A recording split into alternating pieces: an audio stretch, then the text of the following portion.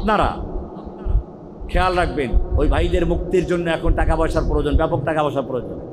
প্রায় দিন আমার সঙ্গে যারা ড্রাইভার থেকে যা প্রায় ফোন আসতে থাকে যে ভাই কিছু টাকা পাঠান রমজান মাসে ইফতার করার জন্য, একটু খাওয়ার জন্য। এটা এমন একটা কথা, আমি তো আসলে নিজের, আপনারা বোঝেন নিজের চলার অবস্থাটা কি, নিজের কোনো ইনকাম নাই, নিজের কোনো ব্যবসা বাণিজ্য নাই, জেল থেকে আসে আমার তো বাড়িঘর পর্যন্ত দখল করা, থাকি অন্যদের বাসায়। এই জন্য এই বন্দি ভাইদের পক্ষ থেকে প্রায় আহ্বান আসতেছে, প্রতিদিন প্রায় 8-10টা ফোন আসে, ভাই পিছনে কিছু টাকা পাঠান, কিছু টাকা দিলে একটু ইফতার করতে পারি, একটু ভালো খাইতে পারি, রোজা রাখতে পারি।